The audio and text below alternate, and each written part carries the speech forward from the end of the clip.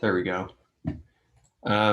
So this chapter was actually pretty significantly different from the previous one, at least in my opinion. The previous one kind of just laying out the goals of the book and explaining a little bit about the properties that we were going to explore throughout this book. And then this one, in my mind, was a little bit chaotic. I don't know if other people felt the same way. It was kind of introducing a lot of different topics and going very in depth on certain ones and then staying fairly shallow on other things. And the big thing that it was teaching us was the data models and query languages. And so it kind of gave us an overview of a lot of different technologies that are going on. In the first section, they were basically just saying there's a lot of different abstractions, and very commonly we're going through different data layers. Hang on, let me make this a little bit bigger.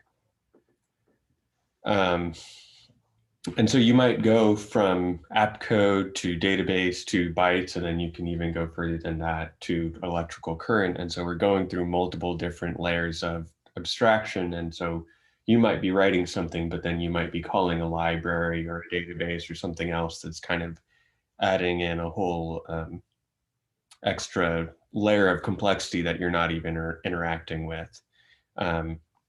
And understanding these and how they're designed is pretty central to how we solve problems and how we even think about them. So if data is formatted in one way, you might kind of think about it in a certain way and solve the problem using one method. And then if you had it organized in an entirely different way, you might solve it some other way. So the two models they focused in on right off the bat is the relational model. So this is SQL. Most people are probably more familiar with that. And then document models, and then they also mentioned network or hierarchical models. And so the core premise of SQL is that data is organized into relationships, and then it does a whole bunch of magic in the background to hide the underlying implementations from you. So you just say, I want this data, and then it figures out specifically how to efficiently query that data. And then they talked a little bit about, I don't know how you guys prefer to say it, SQL, NoSQL, SQL, et cetera. There's many different ways that I've heard people say it. But they started talking about NoSQL, and its primary goal that they laid out was to handle greater scalability and really high write throughput. And it's not necessarily a rule, but it seems like the options on that side tend towards open source and free over commercial. On the SQL side, you more commonly have paid for options. And then one of its big advantages is very often it has some sort of special queries that allow you additional functionality that you aren't able to use with just standard SQL. And then in the next section, they were talking about object relational mismatch, and they defined the term impedance mismatch. And so basically what they're saying is that sometimes the structure of SQL might not match reality of application code. So the example they showed is you might have some list of something, and then that becomes a certain column in your database, but then in actuality, it's storing multiple things, or it's not standardized necessarily. And so you might have to do something in your application code that actually handles that and does something special with it, and it adds some additional footwork on your part. So the example they used is on LinkedIn, for example, you might have people have multiple previous jobs, or they might be working multiple jobs currently. And so if it's captured in a single column, then you might not have a way to really capture like these are their previous jobs, and there can be many of them. It would just all get bundled into a single column. And so they were stating that the document-oriented databases might help that in some way. I see chat going off. Any questions? Any reasons to stop? No, it's just chit chat. Okay. Feel free to chime in if anyone has any additional history. This is actually one of the first times we've done book club, and I'm legitimately learning a lot of new stuff because it's not some concepts I've been exposed to before. So if I get anything wrong, or if anyone wants to add anything, feel free to hop in at any time. I just want to add that NoSQL does not mean that the SQL is forbidden on some system. It actually means not only SQL, meaning that it is just another database, and quite often people use it because they cannot use SQL, which is, well, has worked out very well, has a lot of advantages, have quite a nice history of usage and such and such. And okay, and another example of NoSQL database is a graph. In a graph, we have connected nodes, which means that the number of possible edges between nodes is quadratic to the number of nodes itself. But the thing is, if you have, for example, a map of cities, then not each node is connected to each other. You have only few connections for each node to others. So for graph database, SQL implementation is not very good. And besides, if you want to make some kind of road through several cities, in SQL, it would mean that you need to do several joins, and joins in SQL are very expensive. So in this case, graph database is preferable. Thanks.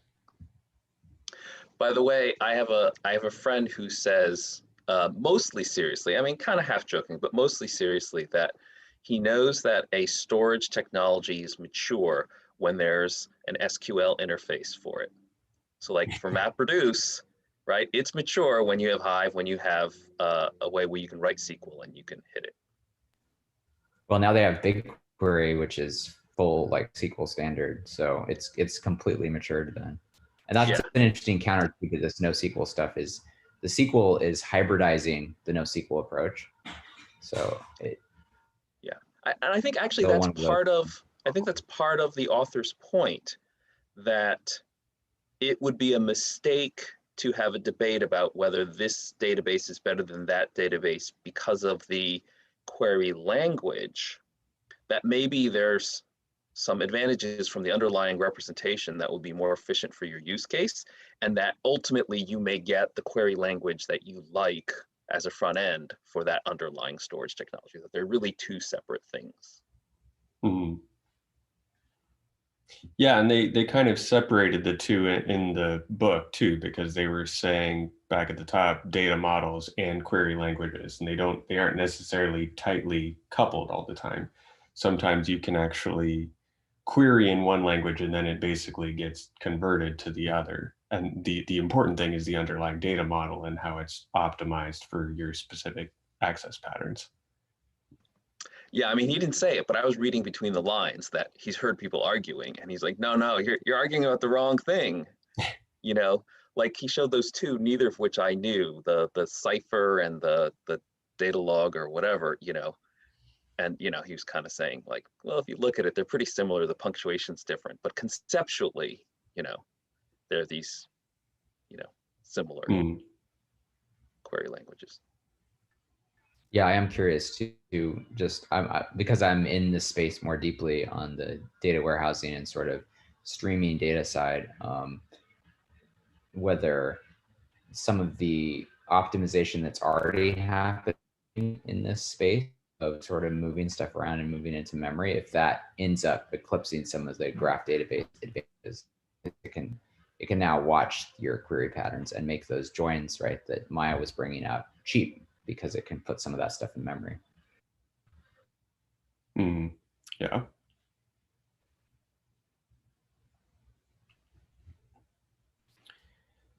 So then in the next section, they were talking about many-to-one and many-to-many relationships. And so one of the things they were talking about is let's say you have some text field or something like that, and someone says Seattle, and someone says Greater Seattle, and someone says Greater Seattle area.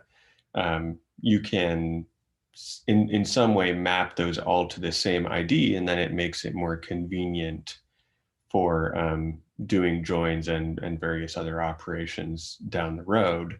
But then you also might have to do some mapping between all of those values down to a common ID. So you're kind of shuffling around the complexity. But that might be good for you if you have something where, like the example they were saying is maybe something due to political reasons, Seattle turns into some other name, and then you can just change the ID. You don't have to change every single individual record. You just basically say, change the ID that it maps to. So I think there's pros and cons there. You're moving around where the complex point is. Then they talked about our document databases repeating history, and they looked a little bit about previous attempts at these sort of alternate approaches instead of the relational approach. They talked about IMS from IBM, and they were showing that basically it had similar faults to the current document models. And then they talked about the network model. I don't know how this is said. I would say Codicil, which allowed you to allowed a record to have multiple parents. And so that was kind of what they were talking about, where greater Seattle area could be linked to every user in that region. So it has a lot of outward connections, basically. But then it was difficult to access individual records because you had to go down the full chain of command, basically, to get to that individual point. And so contrasting that to the relational model, which is just a table and it's just a collection of tuples. So that's kind of the common CSV style format that we're familiar with. You open something up in Excel and that's what it's going to look like. And it has much simpler read operations. It's just columns and rows, and you can just say, I just want this column, or I just want this row, and you can select those in various different ways. And then you have the query optimizer that is finding the actual optimal way to grab those. So you just basically give it some condition, and then it will go and find the best way to actually grab those rows or columns.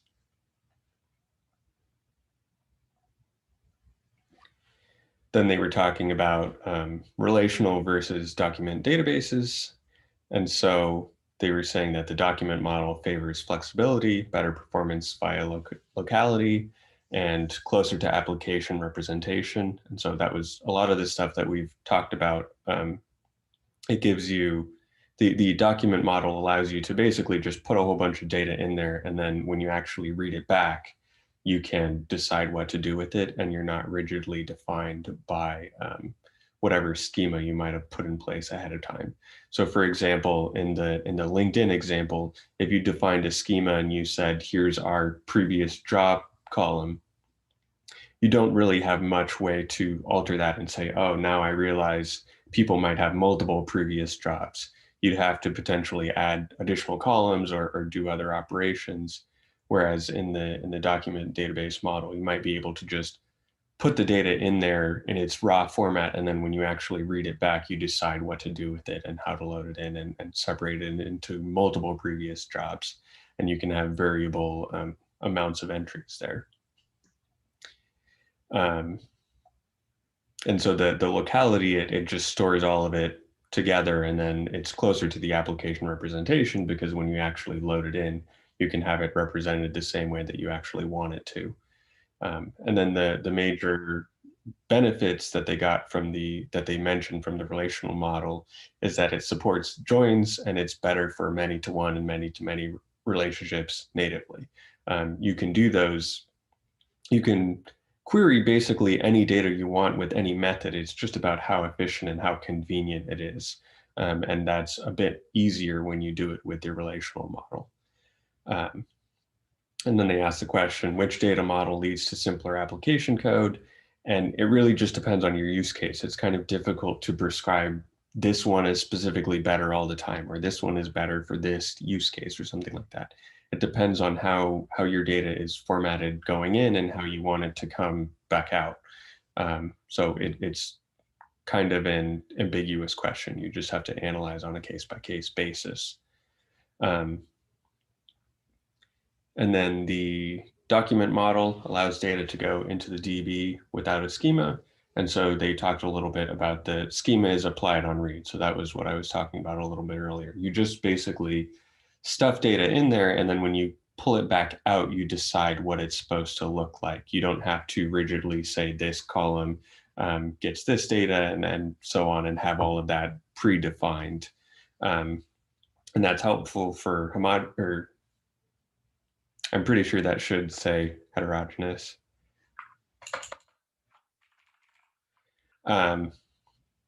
So new unseen things can come in, or you want to add additional information or whatever, and that allows a bit more flexibility there. But then the issue with that potentially is if you go to read some data and you have to read the entire document and then you only want some piece of it, that can be potentially detrimental. If you say, I'm loading the entire document, but I actually only wanted their name or something like that, and you also have some full history of something else, then it can be detrimental to have your data organized in such a way, because it's not easy to query just a specific thing that you're interested in. So I can give you an example of that, Ryan. Yeah. So we have these patient charts from all the people that we see. And so somebody said, I'm not sure if this particular thing that we ask patients is useful.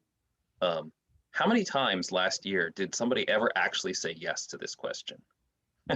And they were like, IT was like, we just need to read every document to go down to that one question to see whether it was yes or no, and like it'll bring the system to its knees. It's like, really? Then but then I have a follow-up question on that, Ted. I think that we are probably on the opposite direction of what you have there. Like, I'm trying to understand whether or not, would it make sense to have a combination of both?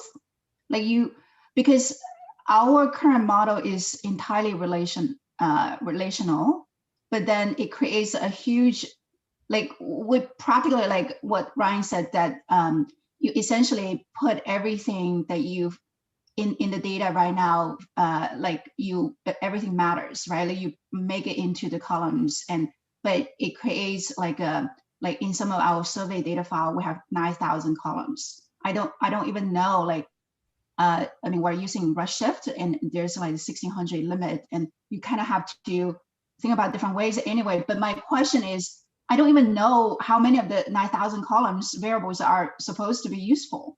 So how do I handle that? Like, do you guys have any kind of recommendation? Like, is it a combination of document and relational? By the way, I'm a super non-technical person, so I don't deal with database coding or anything like that. Does anybody else have a strong opinion? Could you repeat the question? So the question is, we kind of have the same kind of data like Ted described, right? I think that you have patient charts, but we have surveys, right? So there could be a 45-minute survey, believe it or not, that kind of translates into 9,000 variables for any given respondent, like any given individual. Now we have a decision to make when we load that data into the database. Are we going to, based on what Ryan described and what the book describes, it seems like, okay, if you don't know what to do about these columns and variables, maybe the most efficient way to load it is the document model. But then downstream, you kind of have to pull things out, exactly like what Ted mentioned, like how many times or how many people have answered this question in a certain way, and we want to quickly get to those kind of joins and whatnot.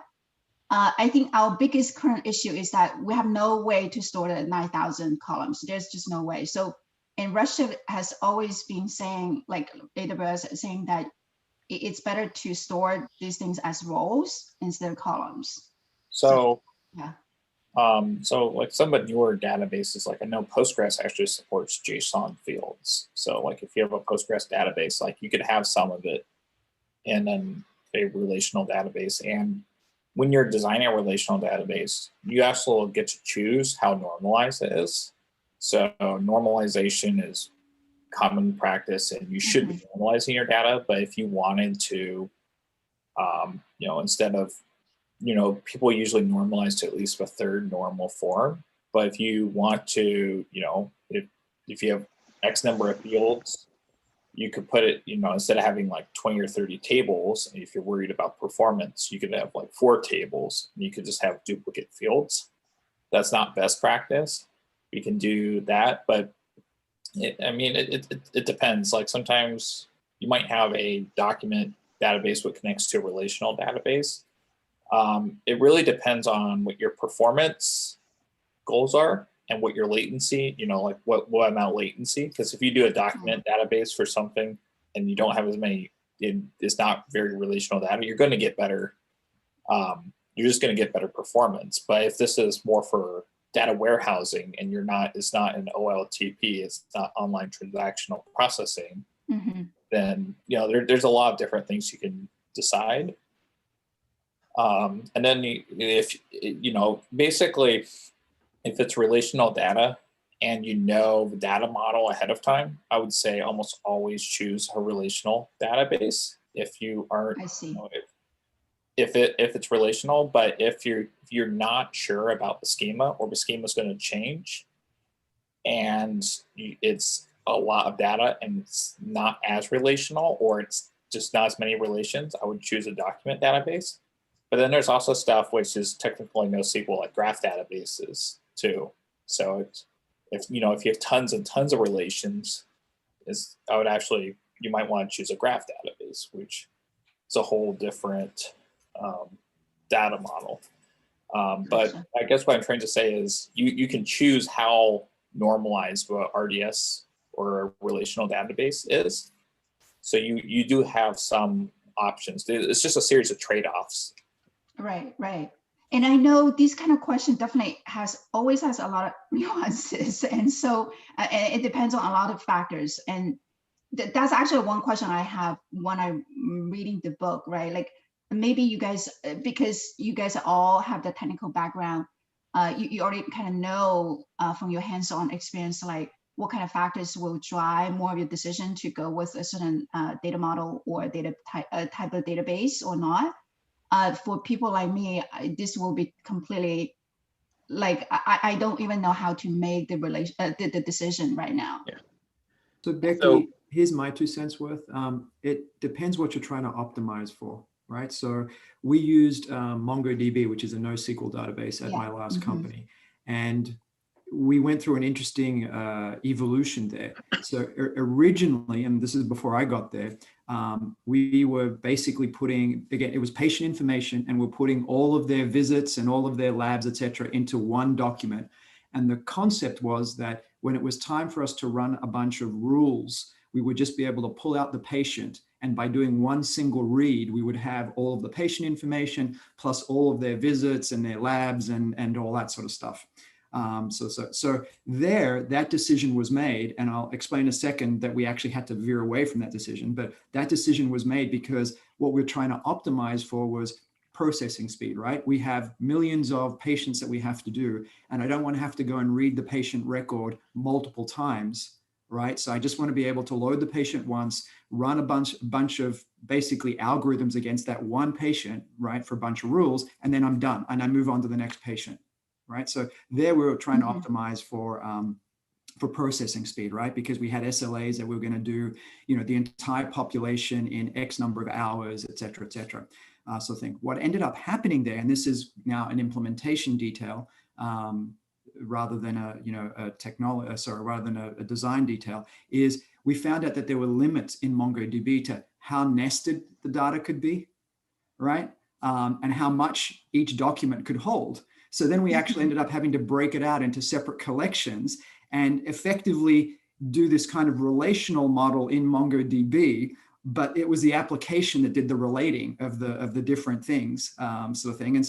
And that was, again, that was a technical implementation constraint rather than a design constraint, so to speak. Okay, so that's the first thing. The second thing is, if you want to figure out which columns, you've got 9,000 columns, right, that you just said, which columns are useful to you or not. I would suspect that what you want to do is you want to put it into a database that has a schema on write rather than a schema on read. And the reason for that being is you can then run statistics on those databases, because since they know what the data types are, because the data types are typically primitives. And what I mean by that is when it stores the columns, it knows that this column is a string, this column is a date, this column is a, a Boolean or whatever. You can then run statistics on those databases later to figure out which columns am I actually using and which columns am I not using, right? Which will then allow you to make optimizations further down the line. But that comes back to that question that I started off with, is depends what you're optimizing for. Gotcha. Yeah, so what I would say, I mean, in the book, right, I think the exact words the author uses are, it depends. It depends on use. It depends on use case, right? But I would say that if you look at your usage patterns, there's a few extreme cases where you know what you're going to use. Okay, so for online transaction processing, so it's like a bank. It's deposit $15, withdraw $25. You need a relational database for that type of transaction processing system. Okay, in the extreme where you have ridiculously high volumes of writes, you're probably going to go to some document database. Okay, and in the extreme where you have constantly changing content and it's too difficult to change the schema, so I don't know if Facebook, LinkedIn are constantly evolving what is on a page, what person can submit, what kinds of information we're storing, then you're probably going to have a hard time managing the enforced schema of really, but you're in between clearly, right? But I would agree with Stephen and Keegan, and I would say that you're not in a super high volume situation. You're probably going to want some kind of relationally kind of thing. It doesn't necessarily need to be old school relational only, but you're probably going to want something where you do the statistics, you can have indexes, and you can basically optimize so that you can optimize for when someone says, what are all the answers from this particular survey on question 17? Right. That then you can pull back the 10,000 people who responded to that survey and how did they do on question 17? And if it's not fast, somebody can index it, they can optimize it to make that fast. Whereas if you go in the extreme for a really, really basic vanilla MongoDB, then there isn't necessarily an easy way to optimize that. So you guys don't have a situation where you actually, like, for example, use a document DB to house the data, and then downstream that you kind of pull that into a relational database and do your transformation there? Oh, I mean, you'll see lots of clever things in the book, and then ultimately if people here know that there's use cases where basically companies build their own special structures where this part of it looks a little bit like a document store, but then this part looks like it's indexed like a relational database, but again, those usually are because people have some kind of high volume, some kind of performance that they need. In your case, I really don't think it should be that difficult to just put it in a SQL database and create a few indexes, because I imagine that your write activity, the amount that you insert or update the database, is fairly slow, fairly minimal. So you could optimize the indexes for reading. You could optimize the hell out of it. Right. And Becky, I mean, again, I don't know your business and exactly how the data flows through your business, but I think Keegan kind of touched on this earlier, which is you could set up a data lake or a lake house kind of thing where the initial data is stored in whatever format you want. And then as you figure out the columns that are really useful for you, you put those into a data mart that may be more relational sort of thing that then can serve out the business for people who are actually doing queries using some sort of business intelligence tool. like Tableau or, you name it, you pick your tool or Power BI, and they're hitting the relational data mart that's downstream from just the raw data that got dumped into the data lake. Yep. Definitely agree. Thank you guys for the input there.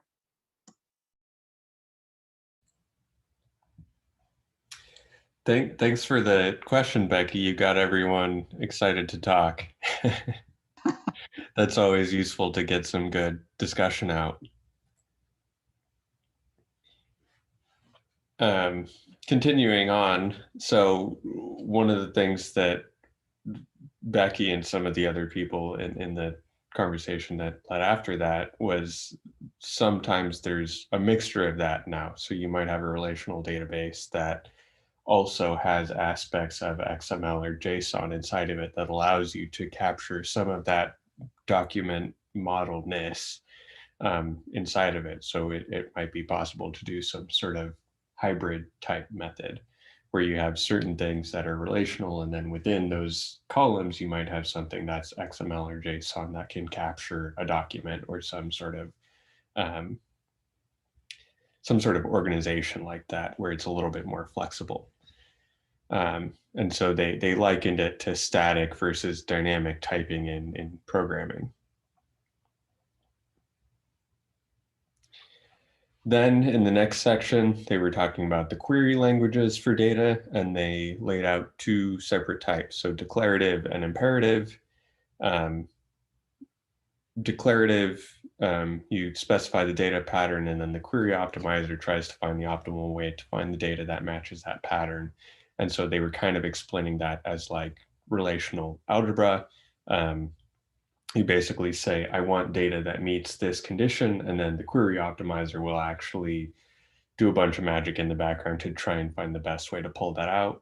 And it's more easily parallelized because it's all done in the background. You don't have to actually write that code. There's probably a lot of sophistication that goes on there, but you don't have to actually write it. So it's easier to just have someone else do the work, or the pre-written code do it. And then the imperative query languages, it's much more verbose. You're explicitly coding all of the different operations that are happening. And then it's harder to write the parallel code because of that. You'd have to actually write the parallel code yourself. But it also gives you a little bit more flexibility because you're defining specifically what happens. And then they had a section on declarative queries on the web.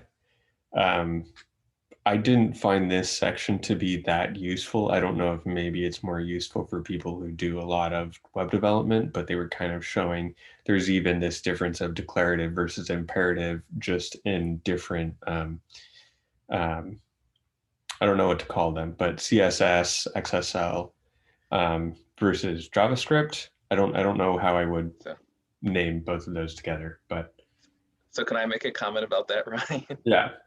So I was building web applications like in the late 90s, early 2000s, and we didn't have really great CSS, XSL capabilities.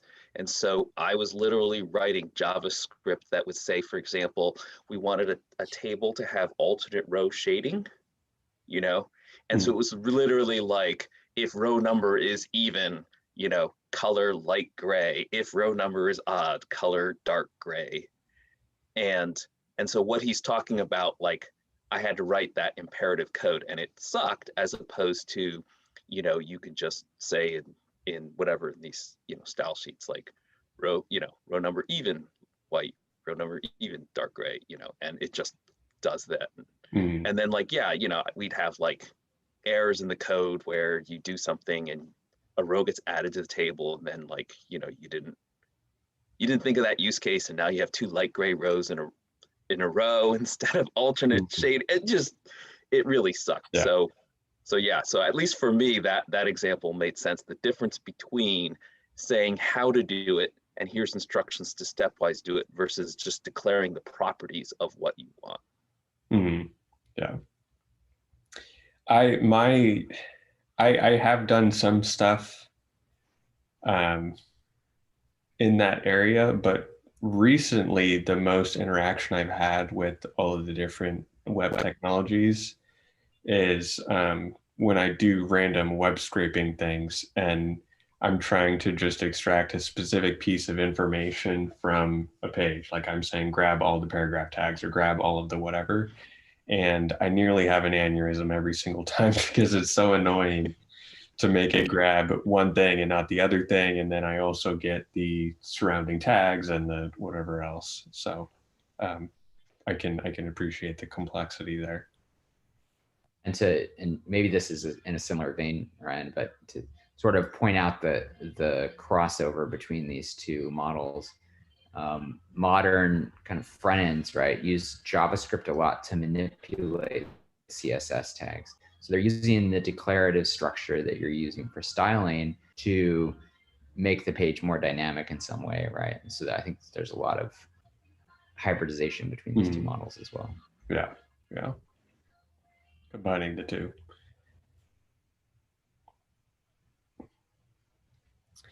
And then they talked about MapReduce querying. It sounded like they were going to discuss this more in later chapters, so I didn't really spend too much time trying to specifically suss out too much information from this. I took a online class on Coursera on big data a while ago, and they made us write various things with MapReduce, and it was always a bit opaque to me. I finally understood it a little bit by the end, but I'm hoping in later chapters they'll describe it a bit more thoroughly. The way they were describing it is somewhere in between imperative and declarative, so it kind of combines the two with the map and the reduce, covering a bit of both of them. And so they're basically saying with MapReduce, you write two separate tasks. These are functions that do slightly different things, but they are self-contained units. They can't have external information. They can't be looking at other rows. They can't be doing other things. And then you use the two of them together in order to grab the data you want and filter it in some specific way. I don't know if anyone else has anything they want to add on top of that. I mean, just to niggle on this, in a reduce operation, you're always dealing. Hopefully, you're dealing with more than one row in most scenarios, right? So you're dealing with them in some sort of chunk, right? And then those chunks are sort of being combined. If anybody's ever done merge sort, it's very similar to that. So I think, Ryan, the way I would summarize the, not explaining the details, but just summarize the key concept of MapReduce is that we had computers, and back then they weren't very fast at all. And so then you were limited on how much you could compute. So at first people said, well, what if you just have multiple computers and you break up the data? That didn't work very well because usually there was dependencies between different parts. Okay, and so it just became very difficult to write a program that could actually run on 16 computers and divide things up and whatever. There had to be some kind of communication between them. So then the idea of MapReduce, the fundamental new idea was, rather than moving data to computers, we're actually, the concept at least, was we're moving compute to where the data is. So if we divide up our data into 16 different physical storage nodes, then you say, I want you to do certain computation on this. And so it could be things that it can just do locally. It can compute the sum of two columns. It can do whatever. It can turn a name into all lowercase. It can do that just fine locally. But then at some point, when you need to compute, the way they abstracted a very clean way that they could talk is if you have a reduce operation. So if you say sum, then you can just sum what you have locally, and then they sort of aggregate it all together into a total sum. But there's certain concepts that are very difficult to turn into a MapReduce phenomenon, right? One of the tasks I remember from the class that I took was They basically, I'm not sure if I'm remembering this correctly, but I think they tried to make us do a matrix multiplication using MapReduce. And I just remember that being very difficult for me to reason about. Yeah, so basically, if you've got your data spread out, then you sort of are figuring out which local chunks do I have, what things can I do, and then you are sort of like summing things or whatever in different ways, you know. But yes, matrix multiplication is non-trivial. It's a lot more complicated than just like sum or average, right? Because average, you just do two reduces. You do a sum of everything, and you do a count of everything, and then locally, once you have those boiled down to single numbers, you can divide the sum by the count, and then you have the mean, right? Much simpler than matrix multiplication. But that's ultimately why, getting ahead a little bit, but that's ultimately why people were very happy to move from writing explicit MapReduce code to using something like Spark. Life got a lot easier. Yeah, and another instructive pathological case is ordering or ranking, right, in a distributed manner. So that sort of gives some intuition around. These are the kinds of things that are really hard. Yeah, sorting doesn't really align with MapReduce well at all. I mean, you can do it, but it's not natural to the MapReduce. Yeah, I think again on the data warehouse side, Google's doing some interesting things too. Essentially, if you really want to rank, right, or you really want to do some of these types of operations that are expensive, then you tell it, well, as long as I'm within 2 or 3%, I'm fine, and then it can give you an answer because it can do clever things right on each machine to estimate when it's combining things. But if you imagine earlier, back when, if you just wanted to know how many of these 100 million web pages talk about cats, you can do that with MapReduce. Because you're just each locally saying, how many cat pages do I have? And then they sort of sum them all up. And that could be done very quickly. I don't know if I'm remembering this correctly. So Hadoop goes with MapReduce, correct? Yeah. Well, it doesn't have to anymore, but they were invented to go together. Yes. Originally, it was the Hadoop file system, and you would run MapReduce on that. Then all the other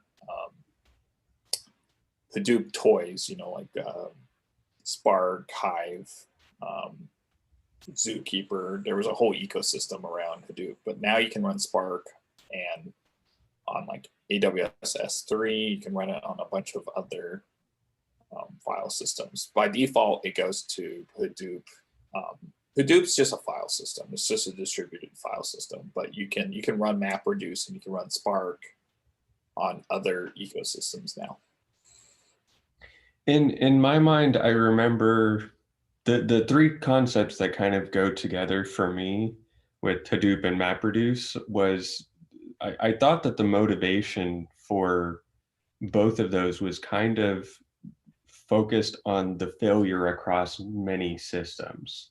Is that correct? So if you have many systems, if you have 1,000 systems and they're all doing some sort of query, and then you get one system that fails, it was about making it so that the entire thing didn't fail. Yeah. Hadoop, but Hadoop distributed file system replicates data 3 times. So it's across different nodes. So if, let's say, you have 1,000 servers and just, a server goes down every day, it will, there's a master node, which is also distributed, and it will, when it notices when the nodes goes offline, it says, oh, this went offline, you should copy other data from these other nodes and put it onto new data. So it's mirrored. I don't think if enough systems go down, then you'll have a problem. But as long as you design the cluster properly and you distribute it in different data centers or different availability zones, you shouldn't have a problem. The problem, what might come up though, is eventually consistent. So I don't think it's strongly consistent. I don't think it's ACID compliant. So if you had, a Hadoop, a massive Hadoop cluster, and then a fourth of your cluster goes down, and then you run a query while it's mirroring the data, there might be some lag before it's replicated again if enough clusters went down. But it ideally, if it's not like very, very read intensive and you don't have very you don't have a deadline on when to get the data, there should be no problem. I think, Ryan, there's two aspects to that. So one is that Hadoop and MapReduce had to be written in a way that they were fault tolerant, so they could handle these failures. But the other thing that I've read, I was not using it a lot at the time, but that software and hardware back then were much, much less reliable than they are now. And so if you had 1,000 nodes, you could pretty much guarantee that in the span of like 1 minute, one of them was going to fail. Like it wasn't like we can handle if something fails. It's like, oh my God, how long is it going to take? Because nodes are failing all the time while I'm in the middle of this computation. And that's the reason why the original MapReduce Hadoop program, after every reduce, it wrote the results to disk, because failures were so common that the cost of redoing computation after you you use the replication to reconstruct missing data, the penalty was really severe. And that ultimately, as hardware and software got better, ended up being a bottleneck for Hadoop, because writing to disk after every operation is just ridiculously slow. And so that's the reason why Spark 1 beat the pants off of Hadoop MapReduce, because it did everything in memory. And hardware had gotten better. And at that point, if you had a node failure every 10 minutes, it was actually faster to just reread all the data, redo the computation, than to constantly be writing everything to disk. Yeah, it's also a fun sort of intersection of two different engineering outcomes that you're looking for, which is, I'd like to run a bunch of different queries across this. So I need to replicate my data anyway, so that multiple people can run map and reduce operations, right, on the same data point without waiting for each other. And I also need this fault tolerance that Ted was just talking about, right, where nodes can go down during a query and my query will still complete. That's kind of neat that those two things got solved essentially in a similar way, just replicating the data across. Is it fair to say Hadoop actually is becoming less popular in recent years? I don't hear that being mentioned as often as like 5 years ago. Well, there's a lot of managed tools now. So there's a bunch of, in the cloud providers, they have all managed Hadoop-like ecosystems like AWS is EMR. They also, you can run MapReduce and Spark queries on S3 now. And that's just AWS. Google Cloud has a whole suite of big data or Hadoop-like tools. Azure does too. I'm sure IBM and Alibaba Cloud do. And then there's Databricks, which is I think it's actually now part of Azure, but it's a whole Hadoop Spark ecosystem. I mean, it was a very new technology 5 to 6 years ago, so there was more hype around it. But I still think it's around. It's just I don't think the hype is still there. Like I still think it's highly used, but it's not as cutting edge as a convolutional neural network is in 2020. Yeah, and I feel like it's sort of like rocks, right? Under the hood, all the copy machines and scanners are using similar technology to a copier, right? But people aren't necessarily still calling them Xerox. Maybe Xerox is a bad example because people use Xerox all the time, but like there's an underlying technology that's pretty much universal across all these different vendors. And Hadoop has kind of established that beachhead. They've all done their own thing with it, but it's more around than ever, right? It's not the brand that's being sold. I think all large data is going to be distributed across multiple boxes, and it's going to be replicated for redundancy so that, like protection against failure. I think what still is somewhat unique when we talk about Hadoop, we're talking about the fact that these are general purpose machines in the cluster. So where the data lives, you can also do computation on that server. Whereas if you talk about Amazon S3 buckets, you generally think of it as dedicated to storage. It's doing distribution, it's doing redundancy so that you don't lose stuff, but you're not ever going to actually like send a computer program over to where the data is stored in S3 to say run some computation and then return a result. So I think that's where people still want to do that. So Spark, for example, still uses Hadoop because it wants to send computation out to different nodes and then bring back results. Yeah, that's a good point. There's definitely been a trend to decouple compute from storage, and that's driven a lot of cost gains. That's a good call out.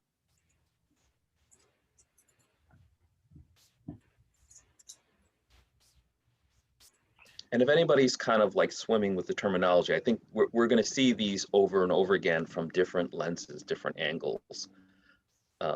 So first we're going to talk about data, and then the next part we're going to talk about distributing it. And so it's going to talk about replication, sharding, different things. And so the good news is if all this isn't completely sinking in, I think there's going to be a certain level of repetition where stuff, when we see it from different angles, will start to make more sense.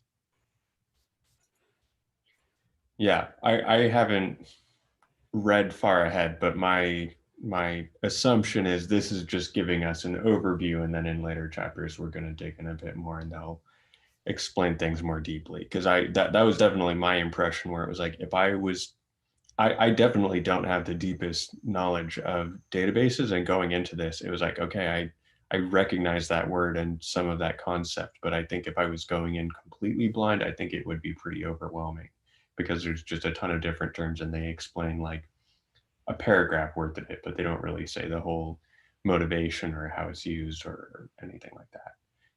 So hopefully we see more of that description later on. What's our end time on this, Ted? So officially I scheduled it until 1:15. So like okay, 1 more minute, whatever. I don't think anybody who arrives at 1:15 for the Kaggle stuff is going to, throw a fit if we're running a few minutes late or whatever. Okay, I'll try to get through this though. Yeah. So then they talked about the graph-like data models. So they were saying that's better at handling many-to-many relationships. The example they used was Facebook. They have one giant graph that has their vertices being people, locations, events, etc. And its edges are the connections between all of those. So a person went to this location or this event, or they have this relationship to this other person. And that's all captured in their one big graph. And then they talked a little bit about the different options in terms of graph models. And so they talked about property graphs and triple store. And then they talked about the languages to query those graphs. So there's Cypher, SparkQL, Datalog for querying those. And then they spent a little bit more time talking about property graphs and the way that they're organized. So they said they've got the vertex, which has an identifier. It has outward edges and inward edges. And then it also has a collection of properties. And then looking at the edges have an identifier. They have a starting point of the edge and they have the ending point of the edge. So they called those the tail and the head, showing which direction the relationship was going, basically. And then they have a label to describe what that relationship is. And then they also have a collection of property. And so in this one, there's no real schema. Everything is just kind of interconnected. You just say this thing has this property, which is related to this other thing that has this other property. And you can also do queries and all kinds of different things in multiple different languages or in multiple different directions. So you say this person is from there, or you could also say this person has, or this location has this person, basically. You can go both ways on the relationship.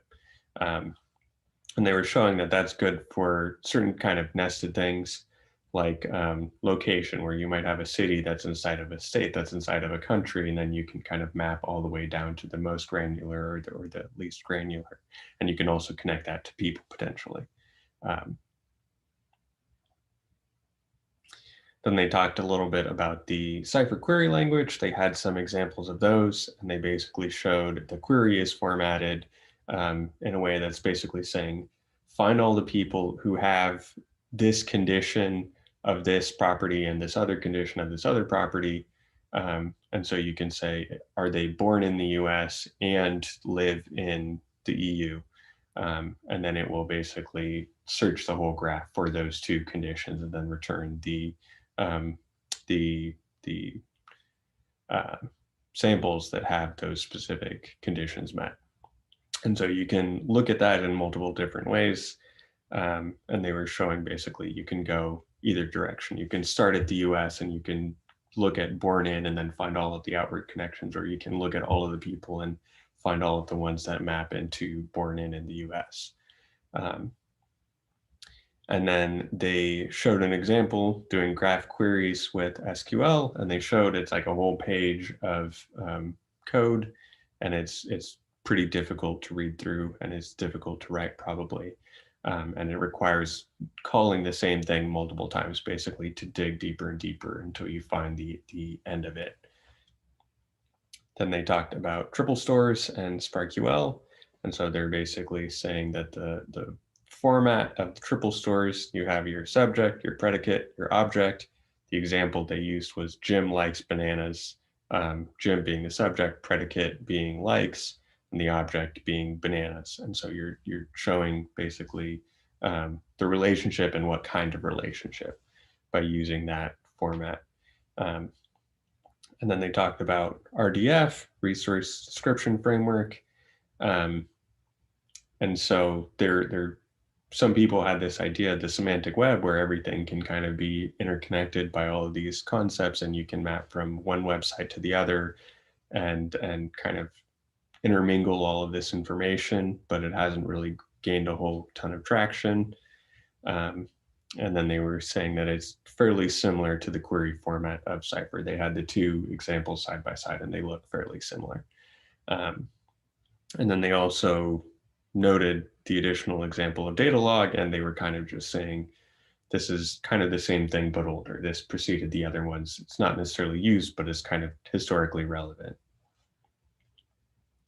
I think that's all I have. Anyone have any questions, things to add? I haven't really worked at all with graph stuff, so most of that is new to me. We had Hobbs at one point give us a kind of crash course on the triple stores, so I was somewhat familiar from that, but other than that, it was new to me. There's new graph databases that came out in the cloud too. So there's I actually met a guy who has a managed Neo4j. He founded a company. He tried to hire me a few years ago. It's called Graph Story, but they do manage Neo4j, which is the most popular graph database in the cloud. But like at reInvent this year, Neptune is a graph database by AWS, and they're using something called Gremlin, which is an open standard for graph databases. Apparently, you can use it with Neo4j too. So Cypher is the proprietary language for Neo4j, and apparently you can do more joins with Neo4j. Like you can do like joins out to like 5 or 6 connections, where I don't think you can do that with Neptune. But to my knowledge, in the last 2 or 3 years, only graph databases I've heard people use but weren't proprietary, like built by Facebook themselves, whereas Neo4j and Neptune. Granted, this book is a few years old, so probably back in like 2012, there were other ones being used. But in the last like 5 years, I've only heard of Neo4j and Neptune being used outside of the proprietary graph databases at like Amazon and Facebook and Twitter. A while ago, there was a talk in the San Diego area. I forgot which meetup group put it on, but they had a presentation from Neo4j, and they were showing how the Neo4j database was used to look at a whole bunch of relationships to detect fraud or something along those lines. And it was a pretty interesting demo. And they were showing we made this certain query 10,000 times faster. And if we tried to do this with SQL, it would be so slow and painful, and we couldn't possibly look in the depth that we did. So it's interesting to see the applications of that stuff. I think you have to be pretty adept in the technology to get good use and to know when it's applicable, though. There's so there's graph files. There's a graph visualization tool called Gephi. It's like Tableau, but for graph databases or graph files. It's GEPHI. It's an open source tool if anyone's interested in that. I've also heard, so like I know the IRS uses graph databases for like fraud, and I know there's a lot of law enforcement and intelligence gathering, but I've also heard it being used in like pure like industrial engineering. So like a undisclosed engineering company had a bunch of sensors throughout their factory to detect anomaly, and they use Neo4j to connect the different sensors. So if a certain group of sensors went down, they could find out exactly where in the factory it went down, or if it detected something. That was just one use case. You always hear about social network and intelligence gathering, but there are uses outside of that for graph networks. Interesting. And by the way, so the next chapter I haven't finished reading. I started a little bit. It talks about, well, how do these different databases work under the hood? So I don't know how much it's going to talk about the graph databases, but I know it definitely is going to talk about how relational and some of these other things work under the hood. And so, like Becky asked a question earlier about, well, what would be faster? So at the end of the day, right, nothing is faster inherently about it's a graph with triple store or it's relational, right? It's when you actually have to run that algorithm that says find all the people born in the USA but who emigrated to Europe or whatever backwards, that's when the ultimate performance question, gets answered. So depending on how much they talk about graph databases, we'll see a little bit more. And then I don't know, Ryan, if maybe I just put it on my wish list to try and get a speaker talk about graph databases. Yeah. So I just Googled very quickly on the applications for a graph database. And so one of the things that is mentioned there is a recommendation system. Do you guys have any point of view about why graph database will be a better, it will be better suited for that kind of application? Yeah, they work well for recommendation systems. You can still use a neural network to do that. And there's actually, just a few days ago, they were trying to do neural networks with graph databases. I don't know how that works, but they were using some sort of new neural network that uses the graph structure, and specifically for recommendation systems. Recommendation systems is that's another common use of graph databases, but you can also use like tabular data and do just a traditional recommendation system with a neural network, but it depends what you're trying to do. Yeah, one of the folks here in San Diego founded it's like a service that takes musicians booking gigs at like bars and clubs and stuff. And so his business, he needs this sort of recommendation, right? But he doesn't necessarily need something super predictive at this point. He just wants to be able to make those hops, right? But once he has, say, 1,000 businesses and 10,000 gigs in his system, right? A relational DB, because he just kind of wants to do this massive cross join across everything to get the things that he should recommend to this bar because it's down the street from that one, right? Or it's similar in some way, become really computationally expensive. So that's an example of sort of it's not as compute or prediction intensive as a neural network, but it's a good fit for a GraphDB.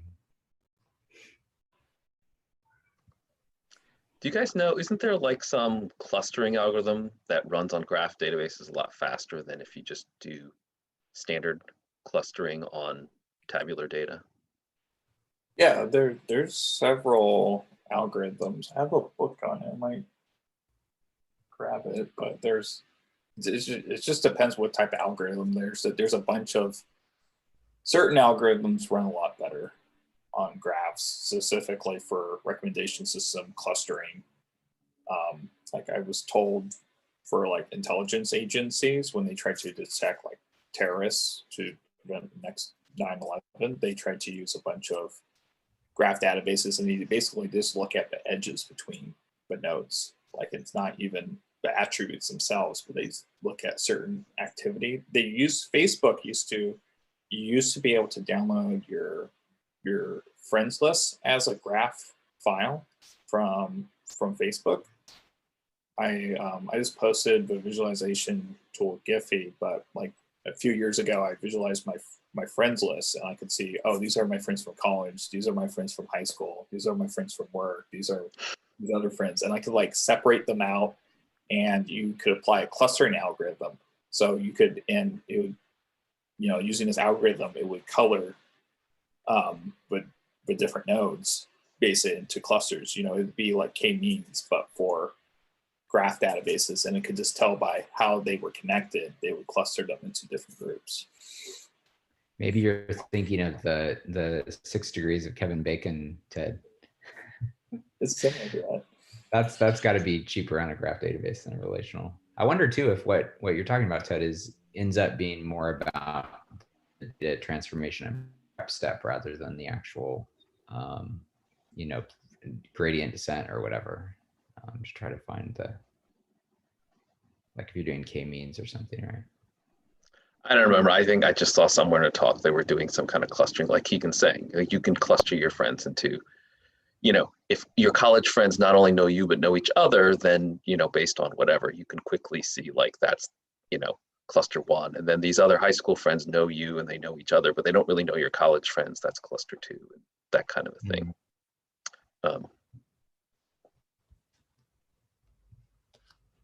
All right, so so next week we'll be talking about chapter 3, and again, I haven't finished it yet, but hopefully some of these questions will be a little bit more approachable because we'll actually look at the data structures underneath, and I'm sure it'll just raise other new questions about, but wait, how about this, and what if that, and whatever. But I think that's the point of this book, is to get an appreciation for these different design trade-offs. And again, when you have, especially when you have a large data intensive application, and you can't afford to just, you know, kludge over it by throwing more, you know, horses at the problem.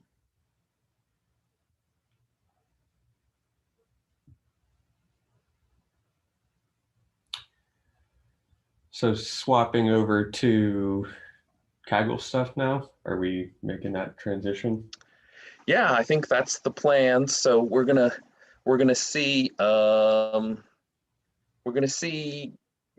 long we need to talk about a chapter and try and figure out, you know, we don't want to take too long, you know, but if we keep running over, maybe we add another 15 minutes or something like that. But so yes, so we have the book discussion and now the Kaggle and projects competition back to back. And then again, it's 1:30. So in 2.5 hours at 4 o'clock, we're gonna have Bernard Lee talking to us about machine learning in fintech. So for those of you who want to stay, you can stay now, and we'll talk about Kaggle stuff for, we'll see. I mean, about 45 minutes. If people have lots they want to talk about, that's great. But otherwise, you know, approximately 45 minutes.